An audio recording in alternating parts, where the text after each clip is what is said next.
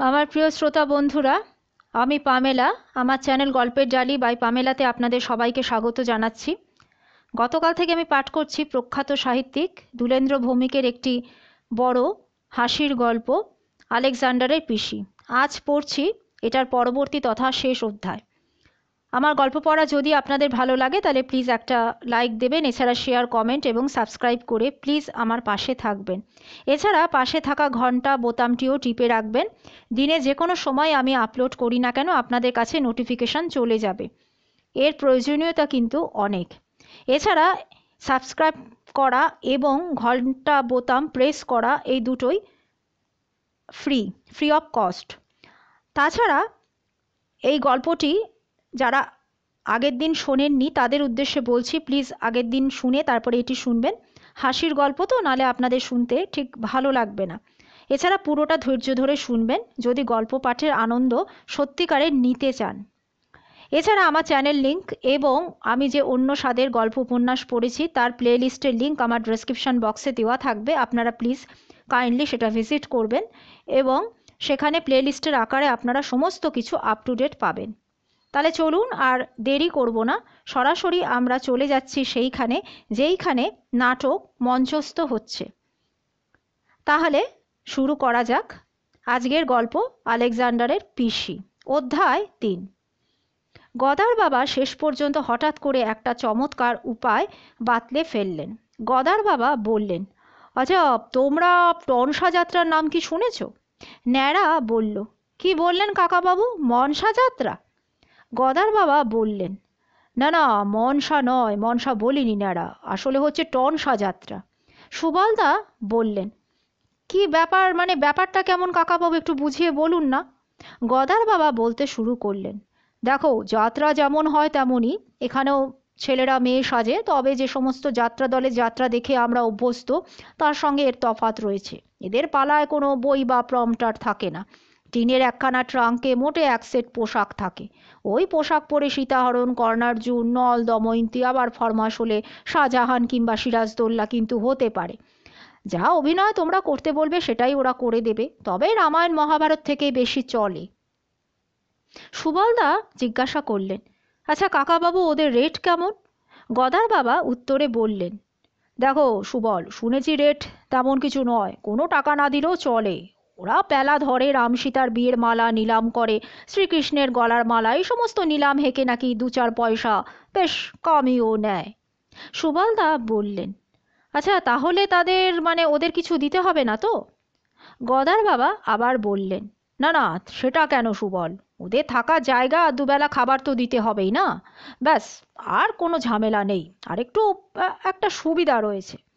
আমরা সবাই উদ্গ্রীব হয়ে জানতে চাইলাম, কী সুবিধা? গদার বাবা আবার বললেন, দেখো তোমরা যদি চাও তবে শুধু 1 রাত্রি নয়, পরপর 5 রাত্রি পালা গেয়ে দেবে, কিন্তু টনসা যাত্রার এটাই মজা। এবার গদার বাবার সঙ্গে কথা পাকা করে ফেলতে যাওয়ার আগে গদার বাবা বললেন, দাঁড়াও দাঁড়াও, একটা কাজ করা যাক, দলের আসল লোকের সঙ্গে একবার কথা কয়ে নি। আমাদের চটকলে একজন লেবার রয়েছে, তার ছোট ভাই টনসা দলে বিবেকের চরিত্রে গান করে, তো ওদের মাধ্যমে ওর ভাইকে দিয়ে দলপতিকে ভাবছি একটা খবর দেওয়াবো। আমরা অনেকটা নিশ্চিন্ত হলাম, কিন্তু আমাদের মধ্যে কেউ টনসার নামই শোনেনি। আমাদের পাড়ায় শিবদাস চক্রবর্তীর পণ্ডিত বলে একটা নামডাক ছিল। পাড়ায় এবং আমাদের পাশের পাড়ায় যখন কোনো অনুষ্ঠান হতো তখন অনুষ্ঠানের সভাপতি না পাওয়া গেলে শিবদাস বাবুকে ডাকা হতো। উনি একবার বক্তৃতা শুরু করলে আর থামতে চাইতেন না। শিবদাস বাবুর মুখের সামনে মাইক লাগিয়ে দিয়ে একাধিক ক্ষেত্রে মাইকওয়ালা ঘুমিয়ে পড়তেন। অন্য বক্তারা মঞ্চ ছেড়ে চলে যেতেন। আমরা শিবদাস বাবুকে গিয়ে ধরে বললাম, আচ্ছা জেঠু, আমরা বালক সঙ্গে সভ্যবিন্দু আপনার কাছ থেকে একটা জিনিস একটু জানতে এলাম। শিবদাসবাবু বললেন, হ্যাঁ বলো, কি জানতে চাও? সুবলদা বললেন, আচ্ছা আপনি কি টনসা যাত্রা সম্পর্কে কিছু জানেন, মানে এর প্রচলন কবে থেকে শুরু, কি ব্যাপার? শিবদাসবাবু খুব পান খেতেন। পান খেতে খেতে উনি বললেন, দেখো 1740 খ্রিস্টাব্দে আলীবর্দী খাঁ বাংলা, বিহার, উড়িষ্যার নবাব হয়েছিলেন। তো 1742 থেকে শুরু হলো বর্গির হাঙ্গামা। শিবদাসবাবুকে থামিয়ে দিয়ে সুবলদা বললেন, আহা, টনসা সম্পর্কে বলতে গিয়ে 1740 থেকে বর্গী হাঙ্গামায় আপনি চলে এলেন, তো টনসা পর্যন্ত আস্তে আস্তে আমি যে বুড়ো হয়ে যাব। ন্যাড়া বলে ফেলল, আপনি তো বুড়িয়েই আছেন, বর্গী সর্দার ভাস্কর পণ্ডিত বাংলায় আসার আগেই তো আপনি। ন্যাড়া কিছু একটা বলতে যাচ্ছিল আরও, সেটা অনুমান করে সুবলদা তাকে থামিয়ে দিয়ে বললেন, না, আমরা চললাম, আপনি মশাই পান খান। দরজার বাইরে এসে ন্যাড়া বলল, না সুবলদা, বলে এলে হতো, বাড়িতে বসে আপনি বর্গী হামলা সামলান। 3 দিনের মাথায় গদার বাবা পাকা খবর নিয়ে আসলেন। খবর হলো টনসা এখনো হচ্ছেও। মুর্শিদাবাদ, বীরভূম, মেদিনীপুরে তো বটেই, আমাদের কাছাকাছি চাকদাতেই আছে। ওদের দলেই তো আমাদের মিন্টুর ভাই পিন্টু বিবেকের পার্ট করে। সুবলদা বললেন, তাহলে চটকলে কে কাজ করে কাকাবাবু? গদার বাবার উত্তর, দেখো, পিন্টুর দাদা মিন্টু, মানে যে বিবেকের রোলে প্লে করে, তার দাদা আমাদের চটকলে কাজ করে। আরও যেটা জানার তা গদার বাবার কাছ থেকে জেনে নেওয়ার পর আমাদের যেতে হলো পলতা। সেখানে টনসা যাত্রার ম্যানেজার কার্তিক পাল থাকেন। তার সঙ্গে কথা বলে বুঝলাম ওরা বলতে চান, দেখুন মশাই, গেলে একদিনের জন্য যাওয়াও তো আপনাদেরও তো লোকসান, আমাদেরও লোকসান। তার চাইতে একটা কাজ করুন না, 7 দিনের টনসা উৎসব আপনারা করুন। ধর্মীয় কাহিনী, ইতিহাস, মহিষাসুর বধ, দক্ষযজ্ঞ সব রকম পাবেন। যা বলবেন আসরে আমরা ফেলে দেব। একবার শুনুন মশাই, চন্দ্রগুপ্ত হবে বলে সব ঠিক হয়ে গেল। তো আসরে ঢোকার আধ ঘন্টা আগে শুনলাম যে চন্দ্রগুপ্ত প্লে নাকি কলকাতার কোন থিয়েটারে ওনারা দেখে এসেছেন। তো আমি বললুম, তো বলুন তাহলে কি চাই আপনি? তো জমিদার বাবু বললেন যে হর্ষবর্ধন করতে পারবে। তো আমিও ছপাত করে বলে দিলাম, ও, আপনার হর্ষবর্ধন চাই, আচ্ছা আচ্ছা, পেয়ে যাবেন পেয়ে যাবেন। তো জমিদারি গেলে কি হবে মশাই, ওই যে মেজাজ আর টাটবাট, ওটা তো যায়নি। উনি আসরে এসে গদিয়াটা চেয়ারে বসতে না বসতেই মুরার সে কি আর্তনাদ, চন্দ্রগুপ্ত, আমার চাদু বাবা, তুমি কোথায় গেলে?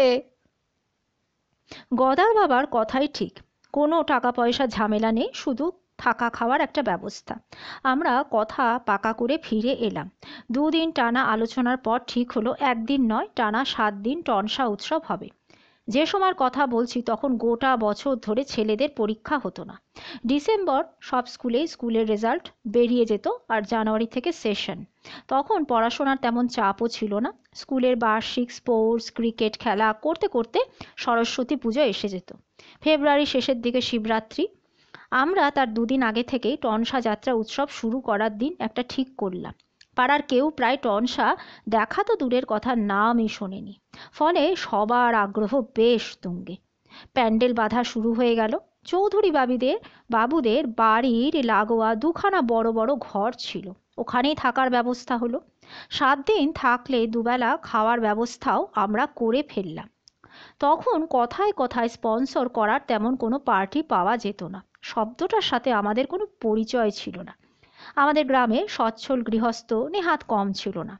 অতএব ব্যবস্থা হয়ে গেল 7 দিনের যাত্রা উৎসব। তাই প্যান্ডেলের বাইরে চা, বিস্কুট, মুড়ি, ঘুগনি ইত্যাদি নানা রকমের দোকান বসে গেল। বেশ একটা মেলা মেলা চেহারা। বালক সঙ্গ আলেকজান্ডারকে দিয়ে ভারত আক্রমণ করিয়ে যে নাকাল হয়েছিল, এবার সেই গ্লানি শুধু দূর হবে না, চিরতরে মুছে যাবে। সুবলদার এই ভাষণ ভোকাল টনিকের মতো আমাদের ভেতরে কাজ করলো। টনসা যাত্রার দলের ম্যানেজার কার্তিক পাল নিজেই বলে উঠলেন, জেনে রাখুন, দেশে এবং বিদেশে টনসা যাত্রা দলেই একমাত্র দল যার কিন্তু কোনো একক মালিক নেই। সবাই দলের শিল্পী, সবাই কর্মী, সবাই মালিক। এমন সাম্যবাদ টনসা ছাড়া মশাই আপনারা কোথাও পাবেন না। এক অভিনব জিনিস দেখার জন্যে গ্রামবাসীকে প্রস্তুত হতে বলুন। আমরা বালক সংঘের পক্ষ থেকে যতটা পেরেছি চোঙা ফুঁকে আর হ্যান্ডবিলি দিয়ে প্রচার করেছি। পুরনো খবরের কাগজে কালি দিয়ে পোস্টার লেখার আওয়াজ তখন খুব চালু ছিল। আমরা সেটাও লিখে আঠা দিয়ে দেওয়ালে দেওয়ালে সেঁটে দিয়েছি। এবার শুধু অপেক্ষা, অপেক্ষা আমাদের নয়, শুধু গোটা গ্রামেরও। অবশেষে পালা শুরু হলো। অধ্যায় 4।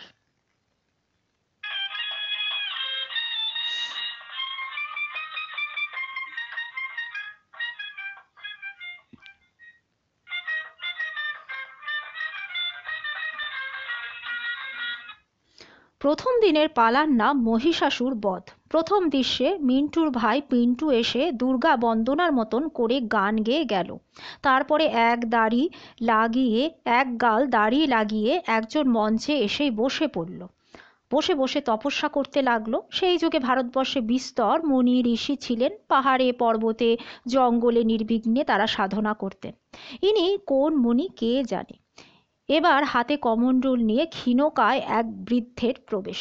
চুল দাড়ি সবই পাকা। ওই ধ্যানরত মুনির দিকে তাকিয়ে বললেন, বৎস মহিষাসুর, তোমার তপস্যায় আমি মুগ্ধ, সন্তুষ্ট। অমরত্ব ছাড়া আর যা তুমি প্রার্থনা করবে সবই তুমি আমার দ্বারা প্রাপ্ত হবে। আমি স্বয়ং ব্রহ্মা বলছি। মহিষাসুর উঠে দাঁড়িয়ে ব্রহ্মাকে বলল, এর আগেও দুবার আপনি একই কথা বলে গিয়েছেন। এই বুড়ো বয়সে এমন পায়তারা করতে আপনার লজ্জা করে না? আমার অমরত্ব চাই, অমরত্ব। আমরা ম্যানেজার কার্তিক পালের দিকে তাকালাম। সুবলদা বললেন, কি কার্তিক বাবু, প্রজাপালক ব্রহ্মাকে মহিষাসুর এমন ভাষায় কথা বলছেন কেন? কার্তিক পাল বললেন, আরে দেখুন মশাই, দেব ভাষার অসুরের ভাষা কি এক হবে নাকি? এ যুগেও এমনকি সমস্ত যুগে ভাষা দিয়ে, ভাষার প্রয়োগ দিয়ে মানুষের শিক্ষা রুচির পরিচয় পাওয়া যায়, বুঝলেন? ততক্ষণে ব্রহ্মা বলতে শুরু করেছেন, বৎস মহিষাসুর, দেব দানব রাক্ষস কোনো জন্তু জানোয়ার তোমাকে বধ করতে পারবে না। স্বর্গ মর্ত পাতালের কোনো বীর পুরুষই তোমাকে বধ করার শক্তি পাবে না। এবার তুমি তুষ্ট হও বাবা মহিষাসুর। ব্রহ্মা চলে যেতেই নিজের বুকে নিজে করাঘাত করে মহিষাসুর অট্টহাস্য করতে করতে প্রস্থান করল। যাত্রার আসরে তো ড্রপ সিন ফেলা যায় না, তাই একজন চলে যেতেই সঙ্গে সঙ্গে আরেকজনকে আসরে আসতে হয়। মহিষাসুরের দাড়ি খুলে মেকআপ বদলাতে যে সময়টুকু লাগবে ততক্ষণে যাতে আসর ফাঁকা না থাকে, তাই বিবেক বেশে পিন্টু এসে গান গাইতে লাগলো।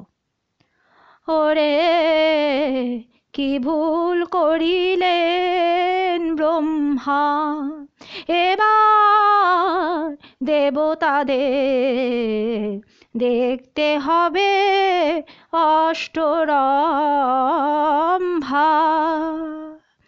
বল রে ব্রহ্মা বল বলে বিবেক এমন লম্বা টান দিল আর সুরের কাঁপন ধরালো যে থামতেই চায় না। তখনই পোশাক বদলে মহিষাসুর আসরে এলো। তার পাশ কাটিয়ে বিবেকের প্রস্থান। শুরু হলো মহিষাসুরের অত্যাচার। অনেকক্ষণ অত্যাচার করার পরে স্বর্গের উর্বশীকে ধরে বলল, উর্বশী, ইন্দ্র তার রাজ্য ছেড়ে আমার ভয় কেটে পড়েছে। স্বর্গের গদি এখন আমার। এবার নাচো উর্বশী, এবার নাচো। উর্বশী বলল, না গো, আমি অসুরের সামনে নাচি না। মহিষাসুর তলোয়ার বের করে উর্বশীকে বলল, হে উর্বশী, নাচ, তেরা বহুত প্যারা হে, নাচ। উর্বশী হিন্দিতে জিজ্ঞাসা করল, হ্যাঁ, हे पा दुखाना मेरा जान है। মহিষাসুর বলল, ये पा मुझे दे दे उर्वशी, ये पा मुझे दे दे। ঠিক এই সময় ছড়ি নিয়ে শিবদাসবাবু আসরে এসে মহিষাসুরকে ধমক দিয়ে বললেন, কি হচ্ছে কি এ সমস্ত? পুরাণে অথবা মহিষাসুরের স্বর্গ অ্যাটাক করার সময় তো উর্বশীর পা কাটার কথা কোথাও লেখা ছিল না। উর্বশী হচ্ছেন। বিপদ আর বাড়তে না দিয়ে সুবলদা নিজেই ম্যানেজার কার্তিকবাবুকে সঙ্গে নিয়ে আসরে উঠে গিয়ে শিবদাস বাবুকে প্রায় চ্যাংদোলা করে নিয়ে এলেন। তারপর থেকে বেশ চলছিল। দেব সেনাপতি কার্তিক আসরে এসে কয়েকটা গরম গরম কথা বলতেই হঠাৎ তার কথা বন্ধ হয়ে গেল। আমরা দেখলাম আসরে ঢুকছে একজন কাবলিওয়ালা।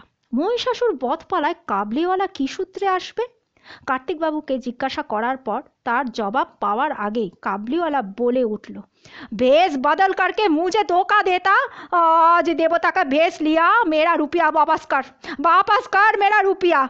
अरे भाई असली ना हो तो सूद दे दो ना, क्यों ऐसा करता भाई। কিন্তু কাবুলিওয়ালাকে আসর থেকে বের করবে কে? বের তো করতেই হবে। আমরা আসরের দিকে যাওয়ার জন্য পা বাড়াবার সাথে সাথে দর্শকদের মধ্যে তীব্র ঝাঁঝালো একটা মহিলা কণ্ঠ বলে উঠল, এই কাবলে, তোর সাহস তো কম নয়, তুই কার্তিককে হেনস্থা করছিস? হ্যাঁ কাবলে, তুই জানিস কার্তিকের পুজো করে তার আশীর্বাদে আমার ভাইয়ের ঘরে গদা জমেছে, তোকে না আমি ঝেঁটিয়ে বিদে করব। এই কাবলে। কাবলিওয়ালা ভীত চোখে দর্শকদের দিকে তাকালো।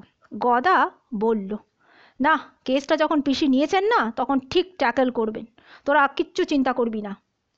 কাবুলিওয়ালা এদিক ওদিক দেখে ধীরে ধীরে চলে গেল, শুধু ফিসফিস করে ন্যাড়ার দিকে তাকিয়ে বলল, क्या जमाना है भाई, जेनाना भी गुंडा बन गया। এরপর আবার যাত্রা শুরু হতে লাগলো।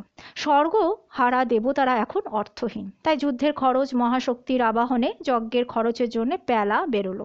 যে ইন্দ্র সেজেছিল তার হাতে একটা থালা আর উর্বশীর হাতে একটা থালা নিয়ে দুজনে আসরের দুই দিকে ঘুরে ঘুরে পয়সা সংগ্রহ করতে লাগলো।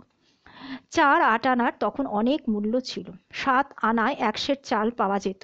অতএব থানায় দেবতাদের যুদ্ধ আর মহাশক্তি যজ্ঞের জন্য গ্রামের মানুষ বিশেষ কার্পণ্য দেখালো না।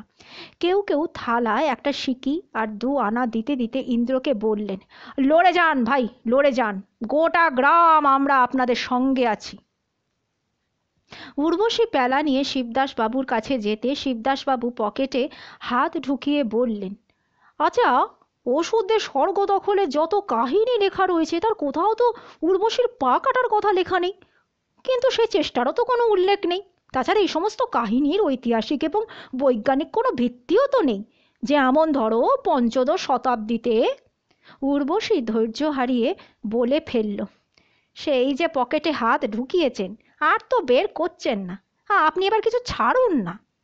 শিবদাসবাবু, ও হ্যাঁ হ্যাঁ হ্যাঁ হ্যাঁ বলে পকেট থেকে রুমাল বের করে মুখ মুছতে লাগলেন।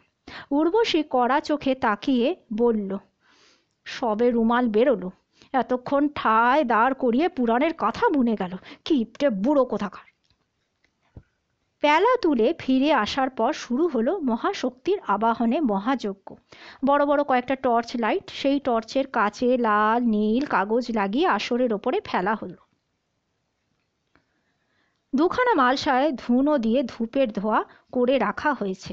গ্রিন রুম থেকে মাইকে ম্যানেজার বীরেন ভদ্রের স্টাইলে বলে চলেছে, মা জাগো, মা জাগো, মা দুর্গা দুর্গতি নাশিনী, মহিষাসুর বধং নিমিত্তে তব শুভ আবির্ভাবং, মা ফরণ চলে আও, ওং সাহা ওং সাহা ওং সাহা, মা জাগো, মা জাগো।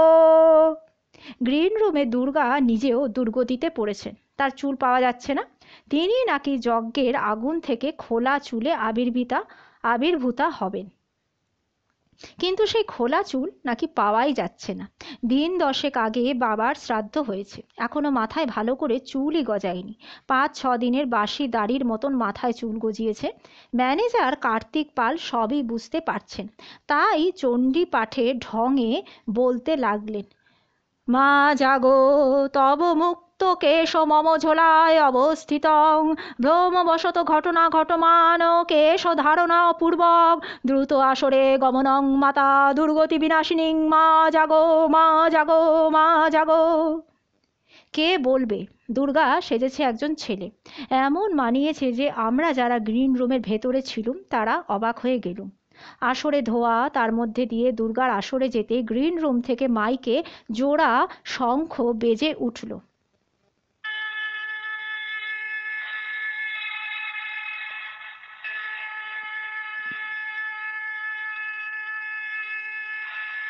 সঙ্গে ঢাকের মতো বাদ্যি। দুর্গার আবির্ভাব দৃশ্য এমন হিট করে গেল যে আসরে উলুধ্বনি উঠল। অনেকেই হাত জোর করে মা,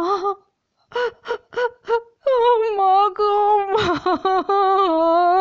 মা বলে ডুকরে ডুকরে কাঁদতে লাগলো। সুবলদা আমাকে জড়িয়ে ধরে আনন্দের চোটে বলে ফেললেন, 3 চিয়ার্স ফর বালক সঙ্গ, 3 চিয়ার্স টনসা যাত্রা। দুর্গার এ হেন জনপ্রিয়তা দেখে কার্তিক পাল নির্দেশ দিলেন, মশাই, এটা পালার হিট অ্যান্ড হট মোমেন্ট, কিন্তু দুর্গার হাতে পেলার থালা দিয়ে দর্শকদের কাছে পাঠান, আর সঙ্গে এক কাজ করুন, বল্লভধারী দুজনকেও দিন। তাই হলো। দুর্গা যুদ্ধের খরচ এবং শরণার্থী শিবিরে আশ্রিত দেবতাদের খাবারের জন্যে অর্থ ভিক্ষা করতে নেমেছেন। দুর্গাকে কেঁদে কেঁদে ভিক্ষা করতে দেখে আমাদের পাড়ার আশু পাল দুর্গার কাছে এসে হাত জোড় করে কেঁদে বললেন, মা, মা, তুমি কেঁদো না মা, আমরা তোমার সন্তান মা, আমরা কি করতে রয়েছি। আমি আমি আজই মা তোমায় এক বস্তা চাল, ডাল, আটা যা লাগে সব পাঠিয়ে দিচ্ছি মা। আচ্ছা মা, দেবতাদের শরণার্থী শিবিরে কি খিচুড়ি, রুটি, চিড়ে গুড় এগুলো চলে মা?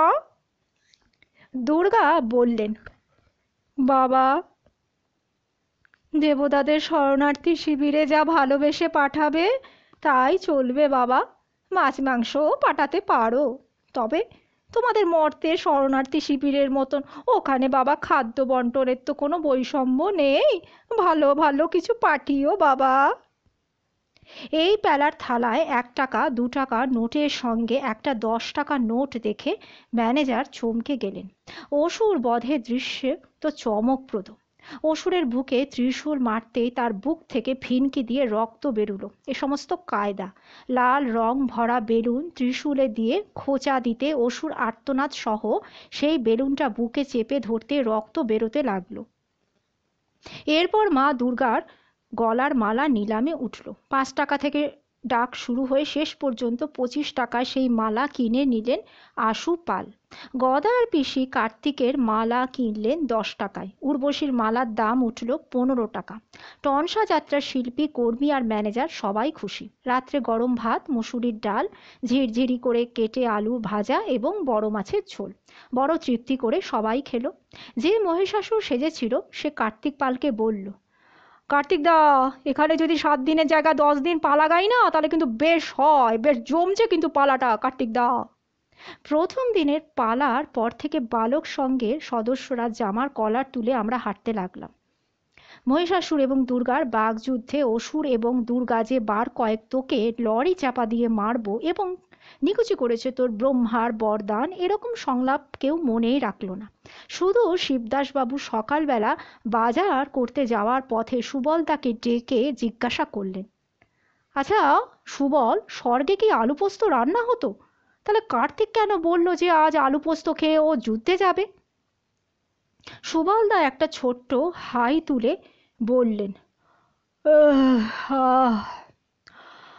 স্বর্গে আপনি জানেন না, বিস্তর পোস্ত উদ্যান আছে, বিশাল বিশাল সব পোস্ত উদ্যান। সে কি? বলে শিবদাসবাবু চলে গেলেও কথাটা পুরোপুরি উনি বিশ্বাস করলেন না। বালক সংঘের কোনো সদস্যকে দেখলেই লোকে আগ্রহের সঙ্গে জিজ্ঞাসা করত, কিরে, আজ কি পালা হচ্ছে রে? যাকে জিজ্ঞাসা করা হতো সে মুচকি হেসে বলতো, হুম, গেলেই দেখতে পাবে। এছাড়া কী বা বলবে, কারণ তারা তো নিজেরাই জানে না যে আজ কী পালা হবে। কী পালা হবে সেটা ঠিক হয় ম্যানেজার কার্তিক পালের কথায়। কার্তিক পাল ক্লাবের সম্পাদক আর বয়স্ক সদস্যদের জিজ্ঞাসা করেন এবং বয়স্ক সদস্যরা বেশি চাঁদা দিয়েছেন যারা, তাদের জিজ্ঞাসা করে তারপর পালা ঠিক করেন। টনসা যাত্রার এটাই হলো বিশেষত্ব। দ্বিতীয় দিন বিকেলে ঘোষণা হলো আজকে পালা হচ্ছে অভিমন্যু বধ। দর্শকদের মধ্যে প্রবল উৎসাহ দেখা গেল। মহিষাসুর বধের স্মৃতি তাদের বড্ড বেশি আশাবাদী করে তুলেছিল। প্রথম দৃশ্যে শ্রীকৃষ্ণ এসে যুদ্ধের বার্তা দিলেন। যুদ্ধ অনিবার্য হয়ে উঠল। তৃতীয় দৃশ্যে ভীম এসে ঢুকলেন, কাঁধে বেশ বড় সাইজের একটা গদা। ম্যানেজার কার্তিক পাল বারবার ভীমকে সাবধান করে দিয়ে বললেন, আয় গদা, শোন, ওই সেই ধনেখালির মতো ব্যাপার কিন্তু যেন না হয় দেখবি। গদা কাঁধে থাকলেই হবে, ওটাকে নিয়ে বেশি ঘোরাবি না। ওই ধনেখালির বাজারের মতো হাত ফসকে গিয়ে যদি গদাই দর্শকদের মধ্যে পড়ে না, তাহলে আমাদের পিটিয়ে আবার কেলো করে দেবে, খুব সাবধান। গদা কাঁধে ভীমরূপী গদা আসরে এসে ম্যানেজারের সতর্কবাদী মনে রেখেই অভিনয়টা করছিল। অভিমন্যু যখন চক্রব্যূহে প্রবেশ করার কথা বলছে তখন ভীম বলে উঠলে, এই, কোনো চিন্তা করবি না, আমি তব দ্বার রক্ষী। কই হ্যাঁ মাইকি লাল, এমন ধোলাই দেব না বাপের নাম ভুলিয়ে ছাড়বো। ধৃতরাষ্ট্র জেঠু নেহাত জেঠু, তাই প্রতিবন্ধী, তাই চেপে বসে আছি। আবি তোর কোনো চিন্তা নেই, তুই চক্রবুহে সে দিয়ে যা, বুঝলি অভি?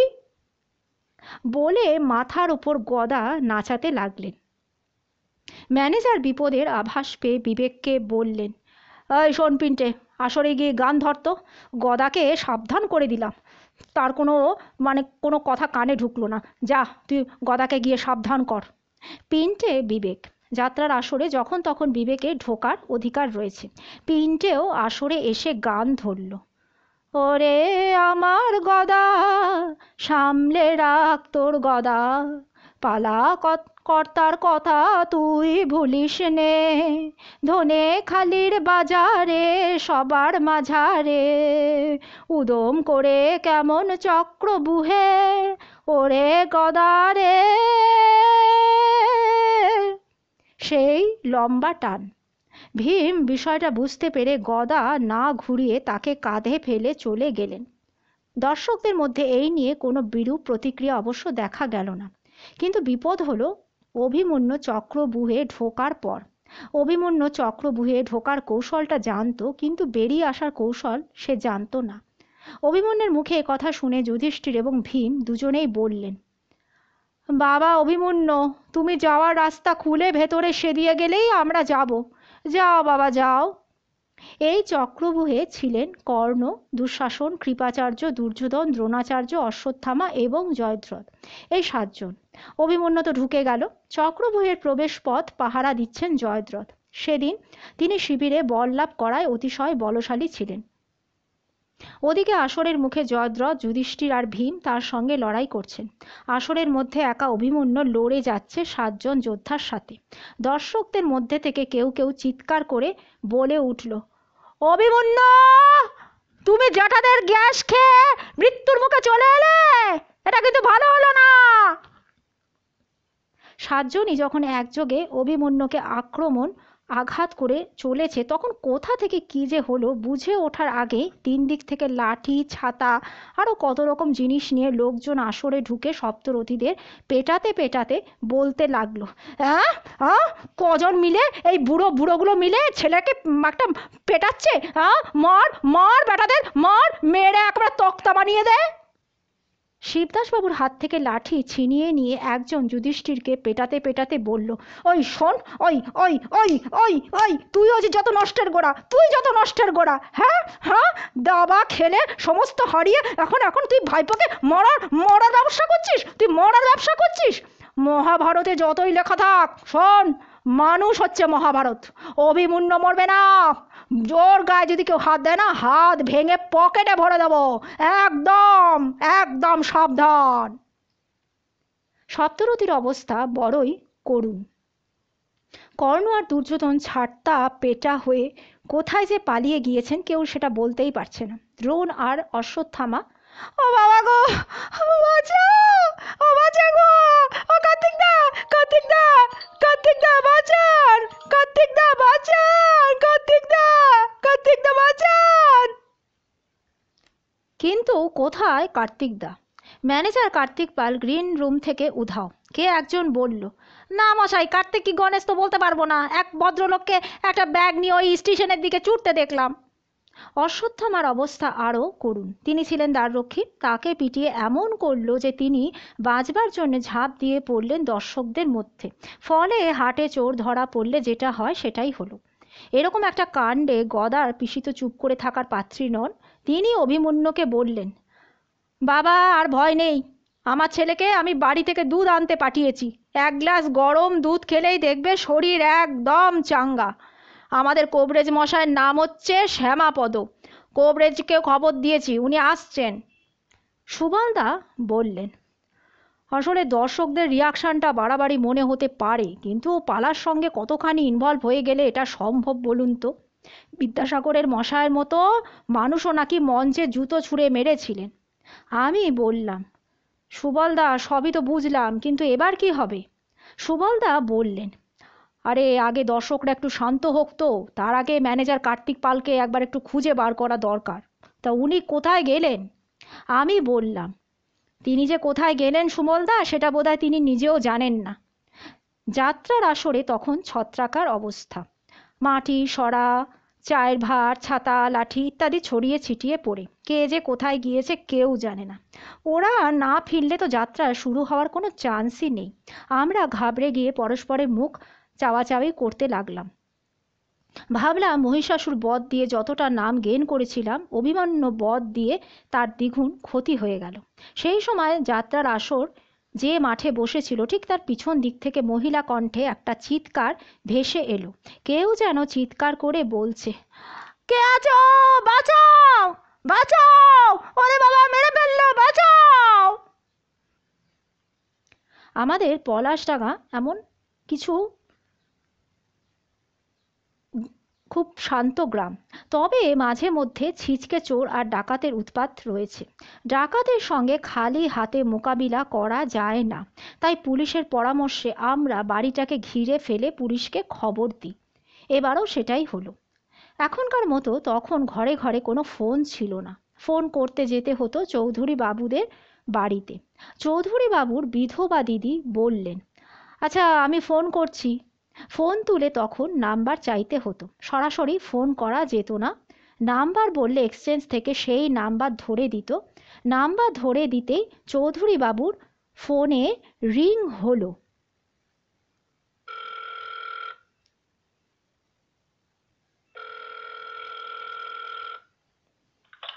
চৌধুরী বাবুর দিদি বললেন, বড় বড় বিপদ হুজুর, পলাশডাঙ্গা চৌধুরী দিঘি থেকে বলছি, তাড়াতাড়ি চলে আসুন হুজুর, সমস্ত ছাড়খাড় হয়ে গেল। হ্যাঁ হ্যাঁ হ্যাঁ হ্যাঁ, ওই যাত্রার আসরের অতি কাছেই কাছেই। সবাই মিলে ওই বাড়ি ঘিরে সবাই সান্ত্বনা দিচ্ছে। আরে না না, কিছু ভাববেন না, থানা থেকে ফোর্স আসছে তো, দাঁড়ান না, একটু অপেক্ষা করুন না। বেশিক্ষণ অপেক্ষা করতে হলো না। প্রবলভাবে ঘণ্টা বাজাতে বাজাতে দুটো দমকলের গাড়ি এসে থামল।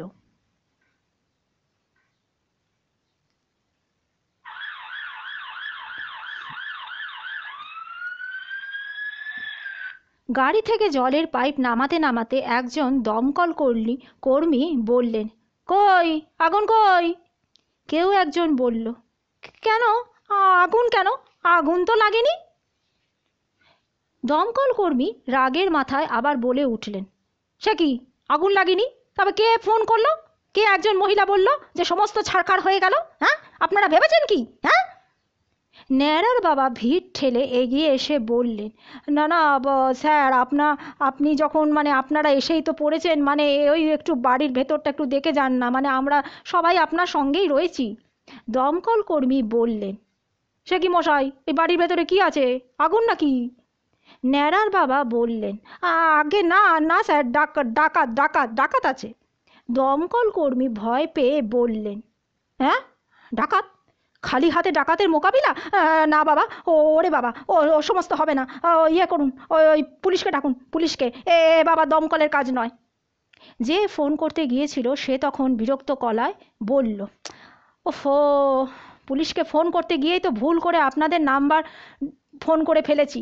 জরুরি নাম্বারের তালিকায় দমকল আর পুলিশ তো পাশাপাশি না, তারপর হচ্ছে হাসপাতাল, আর ওই হচ্ছে অ্যাম্বুলেন্স। ন্যাড়ার বাবার হাতে ছিল একটা সাইকেলের চেন। সেই চেনখানা দেখিয়ে বললেন, আমরা নিরস্ত্র নই স্যার, আসুন স্যার, ওই আপনাদের অভিজ্ঞতা আর আমাদের শক্তি দুটোই কাজে লাগাতে হবে, বুঝলেন কি না? দমকল কর্মী আরও কয়েকজনকে সঙ্গে নিলেন। সেই সময় একটা রিকশার ওপর থেকে আমাদের সঙ্গের সম্পাদক নেবুদার বাবা ব্রজমোহন বাবু চিৎকার করে বলতে লাগলেন, রোকো রোকো রোকো রিকশা, রোকো রোকো রোকো। রিকশাটা এসে থামতেই দেখলাম ব্রজমোহন বাবুর হাতে বেশ বড় সাইজের একটা তলোয়ার, কিন্তু এতটাই জং ধরা যে সেটা দিয়ে একটা কচু গাছও কাটা যাবে না। ব্রজমোহন বাবু বললেন, এটা এটা দেখছো তো, ধার নেই, তবে হ্যাঁ ভার আছে, বুঝলি না, হাতে ধরে আনতে পারবো না তো, রিকশা করতে হলো। আহ, গলা না কাটলে কি হবে, এ একবার ঘষে দিলে রক্ত যদি বের হয়ে যায় না, ধনুষ টঙ্কার, হা, ধনুষ টঙ্কার থেকে কে বাঁচায়? আঘাত পেয়ে মাটিতে পড়বে, বার তিনেক শরীর বাঁকিয়ে হিক্কা তুলবে, তারপর সব ফিনিশ। চল দেখি কোথায় ডাকাত। তবে হ্যাঁ, তলোয়ার তো আমি বইতে পারবো না। এই, তোদের মধ্যে কেউ আয়, এটা একটু বয়ে নিয়ে চল। দমকলের কর্মী থেকে পলাশডাঙ্গার যারা অন্তত হাজির ছিলেন কেউ রাজি হলেন না। কিন্তু ডাকাত অভিযানে গিয়ে যেরকম জিনিস প্রত্যাশিত ছিল সেরকম কিছুই ঘটল না। পরিবর্তে যেটা ঘটল সেটা অপ্রত্যাশিত তো বটেই, অভূতপূর্ব বলা যায়। ঘরের মধ্যে ঢুকে দেখা গেল দুই ডাকাত মশারির মধ্যে বসে ভেউ ভেউ করে কেঁদে চলছে। ডাকাত দুজন কেউই নয়, আর অর্জুন আর ভীষ্ম। তারা পাবলিকের হাতে মার খায়নি, শুধু খাওয়ার আশঙ্কাতে কেঁদে যাচ্ছে। আর স্বামীর মশারি খাটানো বিছানার মধ্যে দুজনকে দেখে ভোলার ঠাকুমা এমন ভয় পেয়ে গিয়েছেন যে তখনও ঠক ঠক করে কাঁপছেন আর কেঁদে চলছেন। অধ্যায় 5। অভিমন্যু বধ পালা আর শেষ করা গেল না। কুরু পাণ্ডবরা কে যে কোথায় তার কোনো ঠিকই নেই। কেউ কেউ মেকআপ খুলে জনগণের সঙ্গে মিশে গিয়েছে। দ্রোণাচার্যের দাড়ি কেন লাগানো হয়েছিল কে জানে, বেচারি দাড়ি খুলতে খুলতে পালিয়ে যাচ্ছিল। কিন্তু ঘুগনি বিক্রেতা নিতাই ওকে চিনে ফেলেই চিৎকার জুড়ে দিল, ওই যে, ওই যে, আরে আরে, দ্রোণাচার্য যে পালিয়ে যাচ্ছে, ওই যে, ওই তো, ওই ওই বেটাই কচি অভিমন্যুকে। ব্যাস, আর বলতে হলো না। চারিদিক থেকে কই দ্রোণাচার্য, তোর চক্রব্যূহ বার করছি বলে হট্টগোল শুরু হয়ে গেল। দ্রোণাচার্যকে নিয়ে যখন টানা হ্যাচড়া চলছে তখন কিছু কিছু লোক প্যান্ডেল ভাঙচুর করার চেষ্টা চালাচ্ছে। তারই মাঝে একজন লোক নির্বিকারভাবে খাতা পেন্সিল দিয়ে কি যেন সব লিখে যাচ্ছিলেন। এই সময় এমন নির্বিকার কেউ থাকতে পারে? তার পক্ষে কিছু লেখা সম্ভব? সুবলদা লোকটার কাছে গিয়ে ধমকে সুরে বললেন, মশাই, আপনি কি করছেন এখানে? লোকটা উত্তর দিয়ে বলল, আমি ফ্রেন্ডস ডে কোয়ার্টারের লোক, কি কি ভাঙা হচ্ছে তার লিস্ট করছি। সুবলদা বেজায় রেগে গিয়ে বললেন, এখনো তো আসল ভাঙাভাঙি শুরু হয়নি। লোকটা সুবলদার দিকে তাকিয়ে বলল, তাই নাকি? সেটা কখন? সুবলদার জবাব, এই যখন যখন আপনার মাথাটা ভাঙা হবে। লোকটা, ও হ্যাঁ তাই বলে আমাদের দিকে একবার তাকিয়ে এক দৌড়ে আসর ছেড়ে একেবারে রাস্তায় চলে গেল। সুবলদা অসহায়ের মতো এদিক ওদিক তাকিয়ে বলল, ওহ, এই সময় নেবুটা যে কোথায় গেল না। আফটার অল নেবু বালক সঙ্গে সেক্রেটারি। আমি বললাম, কার্তিক পাল কেটে পড়েছেন শুনে নেবু তো সাইকেল নিয়ে ওর পিছনে ধাওয়া করেছে সুবলদা। গ্রিন রুমে তখন কড়া পাহারা। ওই পাহারা গ্রিন রুমের নিরাপত্তার জন্যে। গ্রিন রুমের ভেতরে তখন গদা, নেরু, সাইকেল, চেন হাতে নেরুর বাবা এবং নেবুদার বাবা ব্রজমোহন বাবু। তাকে মুহূর্তের জন্য তলোয়ার চালনা করতে হয়নি, করার কোনো প্রয়োজনও ছিল না। তবুও তিনি চেয়ারে বসে বসে হাঁপাচ্ছেন। এইমাত্র পকেট থেকে একটা ট্যাবলেট বের করে মুখে দিতে দিতে বললেন, জিভের তলায় একটু ফেলে রাখি। ওই গ্রিন রুমে বসেছিল অর্জুন, ভীষ্ম, শ্রীকৃষ্ণ, বিবেক আর অভিমন্যু। দ্রোণাচার্যকে পাবলিকের হাত থেকে এইমাত্র উদ্ধার করে গ্রিন রুমে দিয়ে গেল ক্লাবের কয়েকজন ছেলে। গ্রিন রুমের সমস্ত শিল্পী তখন ভয় কাঁপছে। এখন আমাদের দেখে বলল, দাদা, পালাতে আর হবে না। অন্যদের কি অবস্থা কে জানে। অভিমন্যু বধের পরেই সুভদ্রার প্যালা বাড়ানোর কথা, আর সুভদ্রা থালা হাতে বেরোবে, সঙ্গে হচ্ছে পিন্টুর গান। সুভদ্রা বলল, কি প্যালা? মারের চোটে না প্যালা আর বেরোবে না। আপনারা দাদা আমাদের প্রাণ নিয়ে ঘরে ফেরার ব্যবস্থা করুন, কোনো রকমে একটা ট্রেনে ঢুকিয়ে দিন তো। ভীমের গদাখানা নিয়ে বালক সঙ্গের একজন সদস্য এসে বলল, ভীমকে তো পেলুম না, শুধু তার গদাখানা ওই মুকুজ্জে জেঠুদের ওই যে বাইরের বারান্দায় পড়েছিল তো। অর্জুন বলে উঠল, সে কি ভীম নেই? ওহ, কালাচাঁদও গদা ফেলে কেটে পড়ল। ভীম আর আমাদের ম্যানেজার দুজনের কেটে পড়াটা রীতিমতো একটা সন্দেহজনক বলে সবার মনে হলো। সুবলদা বললেন, মনে হচ্ছে অন্য ক্লাবের একটা চক্রান্ত। আমার কাছে এই মর্মে খবর রয়েছে, এবার একটা তদন্ত করে দেখতে হবে, তার জন্য অবশ্য সময় লাগবে। সুভদ্রা আবার বলল, দেখুন মশাই, ও আপনারা তদন্ত ফদন্ত করুন, ও সমস্ত করতেই থাকুন, ওই তদন্তের ফল না কখনো জানা যায় না, আর ও জেনে আমাদের কোনো লাভও নেই। আমাদের মশাই ওই যাওয়ার ব্যবস্থাটা করে দিন। সুবলদা ওদের সকলকে বোঝানোর ভঙ্গিতে বললেন, দেখুন মানে মানে সবার তরফ থেকে আমি ক্ষমা চাইছি, মানে যা ঘটে গেছে সেটার জন্য তো আমরা কেউ দায়ী নই, বুঝলেন। মানে আপনাদের অভিনয় পলাশডাঙ্গার চৌদ্যোগী দর্শকদের এতটা মোহিত করেছে যে আসরে আর্টিস্টদের ধরে ধরে ঠেঙিয়েছে। এই তো মোহিত হওয়ার নমুনা। হ্যাঁ, তাই তো, রাগের গলায় বলল দ্রৌপদী। সে তখন নিজের শাড়ি খুলে ফুল প্যান্ট পরে নিয়েছে, তার বস্ত্রহরণ করতে হয়নি, এই পালায় অবশ্য সে পর্বটাও ছিল না। সুবলদা বললেন, আসলে কি বলবো মশাই, আবেগের বাড়াবাড়ি হয়ে গিয়েছে, মানে অসংযত প্রকাশ আর কি। তো অনেক সময় হয়, এই যেমন ধরুন না, ব্রিটিশ থিয়েটারে একবার ওতেলো নাটক হচ্ছিল, তো সেখানে এমন অসংযত আবেগের প্রকাশ ঘটলো যে ওতেলো অত্যন্ত বাস্তব অভিনয় করতে গিয়ে ওই ডেসডিমোনার গলাটা টিপে খুনই করে ফেললো। তো সেই দেখে দর্শকরা রেগে গিয়ে ইয়োগো এবং ওতেলোকে দুজনকেই পিটিয়ে একেবারে ছাতু করে ফেললো। সুবলদার এই স্বভাবটা আমরা কয়েকজন জানি। যখন এমনি কথায় কোনো কাজ হয় না তখন প্রায় বিদেশে রেফারেন্স দিতেন। লোকেরা সবাই অত খোঁজ রাখতো না বলে ভাবতো হয়তো এরকম হলেও হতে পারে।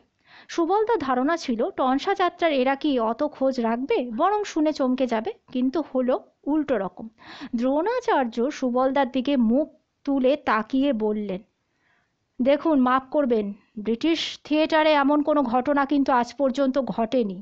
আমরা টনসা যাত্রায় আছি বলে আমাদের কিন্তু অতটা হেয় ভাববেন না। আমরা কৃষকের ঘরের ছেলে, লেখাপড়া শিখেছিলুম, শখ ছিল বড় অভিনেতা হওয়ার, কোনো রকমের স্কুলে ইংরেজি শিক্ষকের একটা চাকরি জুটিয়েছি। টনসা যাত্রা সম্পর্কে একটা বই লেখায় আমি হাতও দিয়েছি। ব্রিটিশ থিয়েটার সম্পর্কে আমারও সামান্য কিছু পড়াশোনা রয়েছে। শুধু এখানে নয়, অনেক জায়গাতেই আমরা অপমানিত হই, লাঞ্ছিত হই, কিন্তু কি করব বলুন, অভিনয় কলাবিদ্যাকে আমরা ভালোবেসে ফেলেছি। সুবলদার মুখটা ফ্যাকাশে হয়ে গেল। আমরা সবাই লজ্জিত এবং কিছুটা অপরাধ বোধে কাতর। এই দুঃসহ পরিবেশ থেকে মুক্তি দিল নেবুদা, আমাদের বালক সঙ্গের সম্পাদক। নেবুদা বয়সে আমার চেয়ে বেশি বড় নয়, তাই নেবুদা নেবুদা যখন যেমন মনে হয় তখন তেমন ডাকি। দলের ম্যানেজার কার্তিক পালকে প্রায় বগল দাবা করে নেবুদা নিয়ে এসেছে, তাকে সাহায্য করেছে গোপাল দাস। আলেকজান্ডারের ভারত আক্রমণ পণ্ড করায় যার যথেষ্ট ভূমিকা রয়েছে। গোপাল এসেই বলতে শুরু করলো, টেরেন ভাগ্যিস লে লে লে আমি বললাম, এই তুই থাম তো, ট্রেন ভাগ্যিস লেট করেনি, লেট করাটাই তো স্বাভাবিক। সুবলদা ম্যানেজার কার্তিকবাবুকে বললেন, এবার একটু শান্ত হয়ে বসুন কার্তিকবাবু, মানে এই অবস্থায় আপনি দলের ম্যানেজার হয়ে কেটে পড়লেন, এটা কি আপনার উচিত হলো বলুন? আপনার তো উচিত ছিল যে আমাদের সঙ্গে থাকা, নাকি? কার্তিকবাবু বললেন, না মশাই, সত্যি বলছি ভরসা পাইনি। ইতিপূর্বে মাথায় দুবার ইটের ঘায়ে আঘাত লেগেছে, সেলাই করতে হয়েছে। তারপর ওই ভীম আর ধর্মপুত্রকে দর্শক যেভাবে চেকে ধরেছিল, ও দেখে তো আমি ভাবলাম যে এবার বোধহয় আমার পালা, তাই আমি আর এখানে থাকিনি। ওহ বাপরে বাপ, কি ডেঞ্জারাস সব লোক। সুবলদা সাহস জোগানোর মতো করে বললেন, না দেখুন, মানে আসলে ব্যাপারটা এরকম নয়, মানে আমরা থাকতে মানে কি করে আপনারা এত ভয় পাচ্ছেন। গোপাল বলল, বালক স স স ক ঘ ঘ কা কা কা কা কা কা কা কা। নেবু একটা ধমক দিয়ে বলল, এই তুই থাম তো। দলের ম্যানেজার বলে স্টেশনে যাকে দেখালো তাকে ধরতে গিয়ে নেবু দেখল সে একজন রেলের টিকিট চেকার। একটু পরে নেবু আর তার বাবা ব্রজমোহন বাবুর দিকে তাকিয়ে বলল, তুমি এখানে তলোয়ার নিয়ে বসে বসে হাঁপাচ্ছ কেন? ডাক্তারবাবু তো তোমাকে ঘরের বাইরে যেতেই বারণ করেছেন। ব্রজমোহন বাবু ছেলের দিকে তাকিয়ে বললেন, গ্রামের বিপদ মানে তো দেশেরও বিপদ নাকি? গ্রামবাসীদের ঘরে ডাকাত এলে রুখে দাঁড়াতে হবে না? করেঙ্গে ইয়া মরেঙ্গে, তাই তো চলে এলাম। নেবু অবাক হয়ে আমার দিকে তাকাতেই আমি বললাম, শোন, ওটা নিয়ে অন্য একটা এপিসোড, ওটা মিটে গিয়েছে। এখন আলোচনা হওয়া দরকার যে পালাটা আবার শুরু হবে কি না। দ্রৌপদী একটা বিড়ি ধরাতে গিয়ে থেমে গেল, আমার দিকে তাকিয়ে বলল, দেখুন বালক সঙ্গের সদস্যরা, যেটা ঘটে গেল এর পরেও না কেউ পালা দেখতে আসবে না, আর এলেও তাদের পেলাটা দেখাবে কে? তারপরে ওই স্বামী হারা উত্তরার বিলাপ শুনে আবার না মারপিট শুরু হয়ে যায়। নদীতে বাদ দিয়ে তার দাপট রোকা যায়, কিন্তু আপনাদের এই মাইরি এই পলাশডাঙ্গার চৌদুকি দাপটের এত জোর, বাবা, এ তো কোনো বাধাই দেখি মানে না।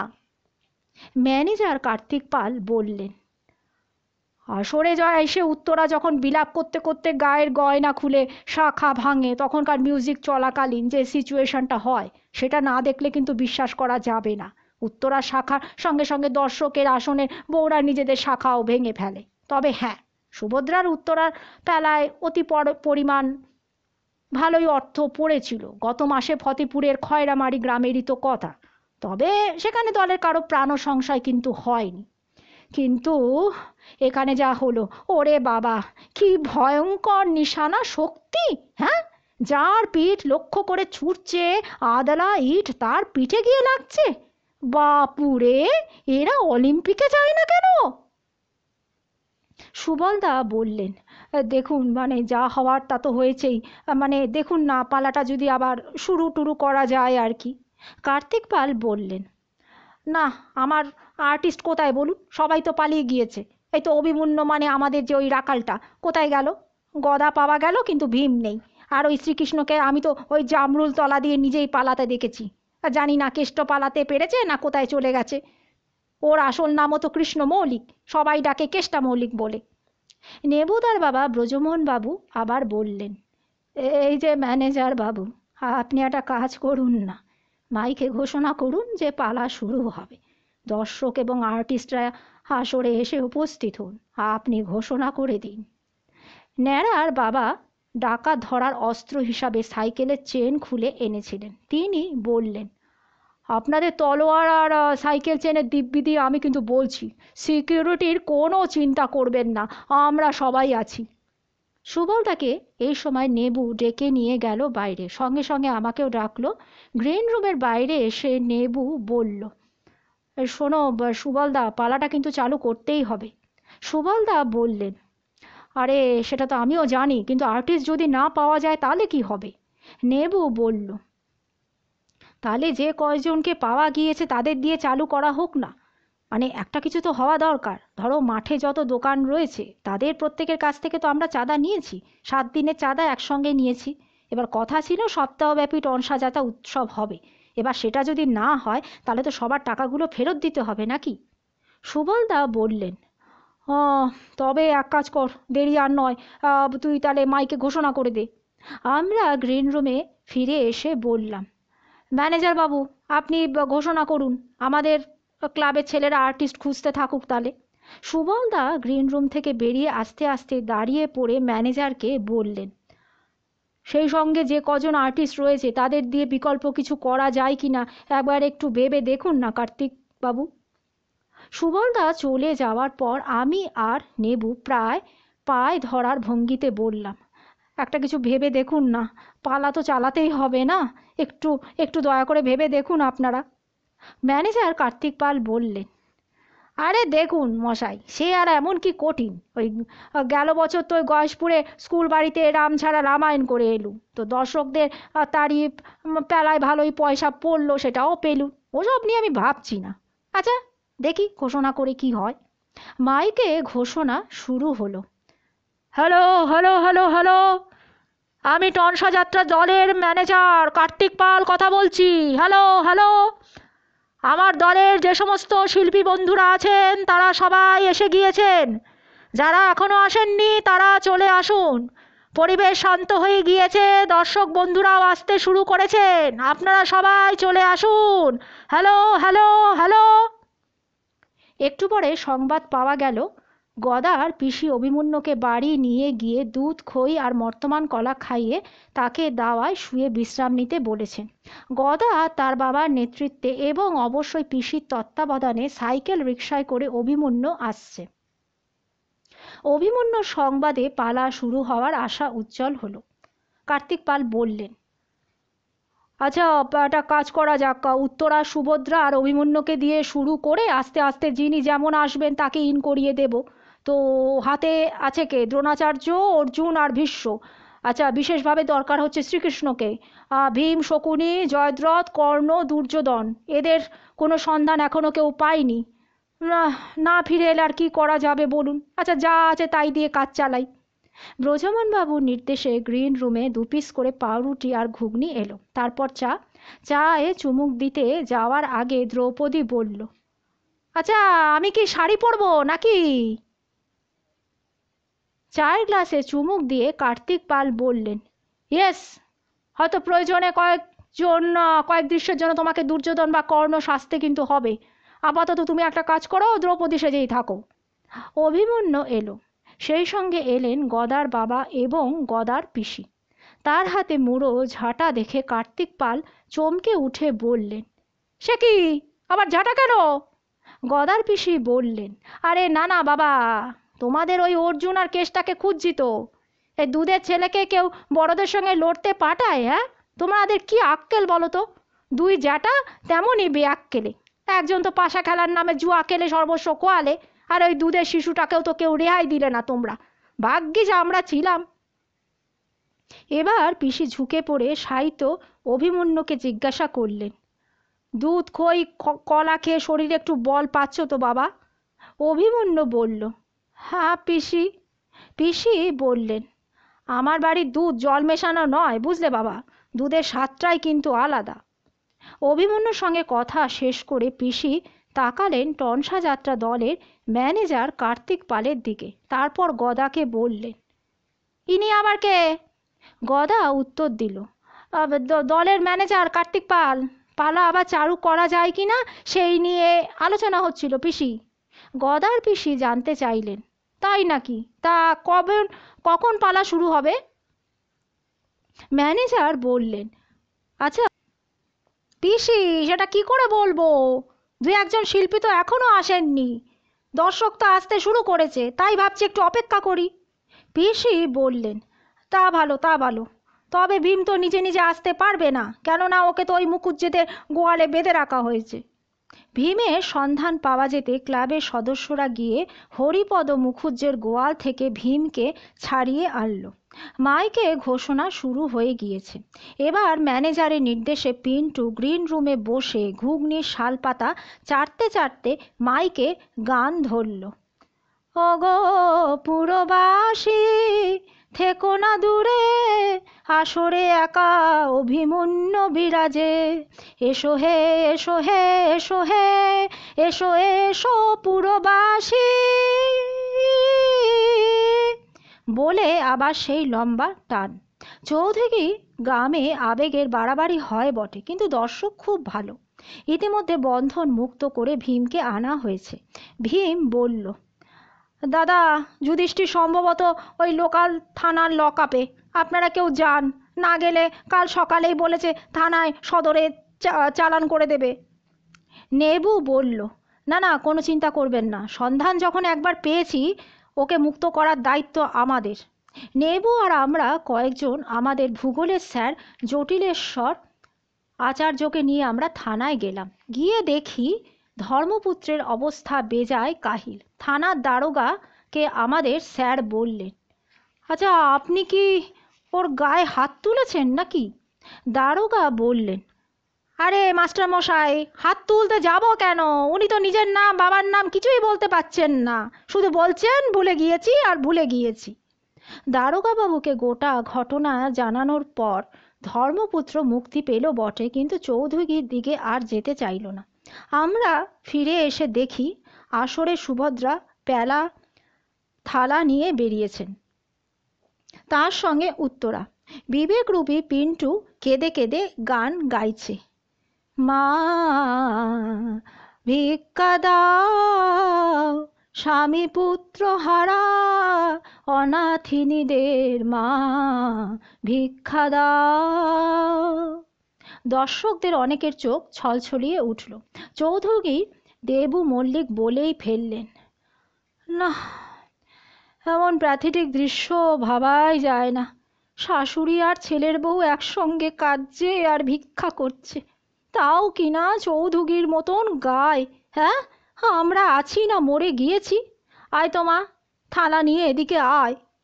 উত্তরা সবে থালা নিয়ে দেবু মল্লিকের দিকে বাড়িয়েছে, ওই সময় অভিমন্যুর প্রবেশ। মা, মা, আমি মৃত্যুঞ্জয় অভিমন্যু। আজ শিবরাত্রি, তাই শিবের বরে আমি অমরত্ব অর্জন করেছি। উত্তরা কোথায়, আমার উত্তরা? উত্তরা!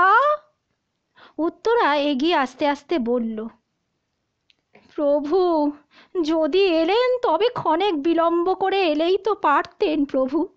আমার বেলার পঞ্চত্ব প্রাপ্তি না ঘটালেই কি আপনার চলছিল না প্রভু? উত্তরা রেগে গিয়ে চলে গেল। সুভদ্রা এসো বাছা বলে অভিমন্যুকে নিয়ে আসর ত্যাগ করলেন। অভিমন্যু ফিরে আসায় বিপুল হাততালি পড়ল। দেবু মল্লিক যে হাত দিয়ে পকেট থেকে টাকা বের করেছিলেন, সেই হাত টাকা সমেত পকেটে ঢুকিয়ে তিনিও হাততালি দিতে শুরু করলেন। আসরে পালা শুরু হতে একে একে সবাই আসতে লাগলো। জয়দ্রথের সারা শরীরে কিছুই নেই, ডোরা কাটা পায়ে জামার মতন একটা প্যাতে হাফ প্যান্ট, খালি গা। মহাভারতে যেদিন এই ঘটনা ঘটেছিল সেদিন নাকি জয়দ্রথ শিবের বরে আবদ্ধ ছিলেন, কিন্তু তিনি দিবাকালে। তাই অর্জুন শ্রীকৃষ্ণের সাহায্যে সূর্য আকাশে থাকতে জয়দ্রথ বধ করেছিলেন। জয়দ্রথ গ্রিন রুমে এসে ধপাস করে বসে পড়ে বলল, না, আমাকে আর আসরে পাঠিও না। চৌদিঘি না পঞ্চদিঘি নাকি ষষ্ঠদিঘি, কি দিঘি কে জানে। ও বাবা, মা গো, এই নাম আমি জীবনে কোনোদিন ভুলবো না। ও মা গো মা। ম্যানেজার বললেন, এই শোন জয়দ্রথ, তুই একটু চা ঘুগনি পাউরুটি সমস্ত খেয়ে নে, দেখবি শরীরটা ফ্রেশ হয়ে যাবে। জয়দ্রথ কোনো কথা বলল না। যাত্রা চলতে লাগলো। অভিমন্যু যুদ্ধের খরচ এবং ঘটোৎকচের দাহ কার্যের জন্য পেলা নিয়ে বেরোলো, সঙ্গে উত্তরা। উত্তরা প্রথমে দেবু মল্লিকের কাছে গিয়ে বলল, কিছু দয়া করুন। দেবু মল্লিক 5 টাকার নোট উত্তরার থালায় দিয়ে বললেন, চিন্তা করো না মা, যুদ্ধে তোমাদের জয় হবে, আমি আশীর্বাদ করলাম। বড্ড মিষ্টি মেয়ে। বলে দেবু মল্লিক স্নেহবশত গালটা টিপে দিয়ে বললেন, এ কি, গালটা এত খড়খড়ে কেন? উত্তরা চলে যেতে যেতে বলল, কি করব, আজ তো দাড়িই কাটা হয়নি। দেবু মল্লিক যেন থ মেরে গেলেন। অভিমন্যু বধ হলো না বটে, কিন্তু জয়দ্রথ বধ হলো। পালাও কোনো মতে শেষ হলো। দর্শকদের প্রতিক্রিয়া বেশ ভালো। যারা মানে যে সমস্ত দোকানদার মাঠে দোকান করার জন্য অগ্রিম টাকা দিয়েছিল, তাদের দাবি 7 দিন করতেই হবে। গ্রামের অন্যদের সাথে কথা বলে 7 দিন যাত্রা করার সিদ্ধান্ত বহাল রইল। সেই সুবাদে আমরা কারো কারো কাছ থেকে কিছু চাঁদাও তুললাম। 7 দিন পর ওরা যখন চলে গেল তখন আমাদের বেশ কষ্ট হচ্ছিল। যিনি দুর্গা সেজে মহিষাসুর বধের দৃশ্যে বেজায় খ্যাতি পেয়েছিলেন, সতীর দেহত্যাগ পালায় সে বিস্তর হাততালি পেল। তার গলার মালা নিলাম হলো 100 টাকায়। এত কাণ্ডের পরেও অভিমন্যু আর উত্তরার মালার দাম 7 টাকা আর 10 টাকার বেশি উঠল না। যাওয়ার সময় আমরা দলের ম্যানেজার কার্তিকবাবুকে বললাম, কার্তিকবাবু, আমাদের বালক সংঘ আর গ্রামের বিশিষ্টজনের পক্ষ থেকে আমরা একটি করে খদ্দরের চাদর আপনাদের কিন্তু উপহার হিসাবে দিতে চাই। মোটামুটি সবাই তো এসে গেছেন, তো আপনি সবার হাতে তুলে দেবেন, আর দোষ ত্রুটি হলে নিজ গুণে আমাদের ক্ষমা করে দেবেন। কার্তিকবাবু নেবু আর সুবলদার হাতটা ধরে বললেন, এভাবে বলবেন না, এত সম্মান দিয়ে আমাদের কেউ বিদায় জানায়নি, আসছে বছর আবার ডাকবেন তো? সুবলদা আর নেবু একসঙ্গে বলে উঠলেন, হ্যাঁ, আপনারা রাজি থাকলে আমরা নিশ্চয়ই ডাকবো, তবে জানুয়ারির গোড়াতেই আমরা যোগাযোগ করব। খদ্দেরে চাদরগুলো কার্তিকবাবুর হাত দিয়ে নেবুদা বলল, আপনি সবাইকে একখানা করে দেবেন, আর শ্রীকৃষ্ণেরটাও দেওয়া রয়েছে, যদি ফেরে তাহলে। কার্তিকবাবু বললেন, যদি ফেরে না, অলরেডি ফিরে গিয়েছে। ওই জামরুল গাছে খুব কাঠ পিঁপড়ে, তো খানচারে কাঠ পিঁপড়ে কামড় খেয়ে যখন কাতর হয়ে গিয়েছিল, তখন ওই দুই সাহেব আর মেয়ে, মানে ছেলেগুলোর মাথাও তো ন্যাড়া, তো তারাও এমন কৃষ্ণ পাগল যে আমাদের ওই টনসার কেসটা মল্লিককে দেখে আসল কৃষ্ণ দর্শন হয়েছে ভেবে কোথায় কোন আশ্রমে নিয়ে গিয়ে সারা রাত কৃষ্ণ নাম শুনিয়েছে, আর কি সব খাইয়েছে টাইয়েছে নাকি। ভক্তির নামে যে অত্যাচার ভগবান দিনের পর দিন সইতে পারেন, মানুষ এটা পারবে কেন আপনি বলুন। সুবলদা বললেন, তাই নাকি? তো সে কোথায় এখন? কার্তিক পাল জবাব দিলেন, আহা, ও তো ওই চাকদায় চলে গিয়েছে এখন। চলি, আসছে বছর কিন্তু আবার ডাকবেন। গ্রামের অনেকেই স্টেশন পর্যন্ত এলেন এদের তুলে দিতে। ন্যাড়ার বাবা আশু পাল দেবু মল্লিকের মতো মানুষও রয়েছেন, সর্বোপরি আছেন গদার পিসি। এই সেদিন পর্যন্ত তাকে সবাই ডাকতো পিসি বলে, এখন কেউ আর পিসি বলে না, বলে আলেকজান্ডারের পিসি। ত্রংসা যাত্রার লোকেরাও ওই পিসির ওই নামটি জেনে গেলেন, যেমন তেমন নাম নয়, আলেকজান্ডারের পিসি। আমার প্রিয় শ্রোতা বন্ধুরা, এই মজার গল্পটি আজকে শেষ হলো। এরকম গল্প পরবর্তীকালে আমি আরও নিয়ে আসবো। আপনারা প্লিজ আমাকে একটু সাবস্ক্রাইব করবেন এবং আমার পাশে থাকবেন, আমাকে ইন্সপায়ার করবেন, যাতে এইরকম ধরনের নতুন নতুন গল্প আপনাদের আমি শোনাতে পারি। সুস্থ থাকবেন। নমস্কার।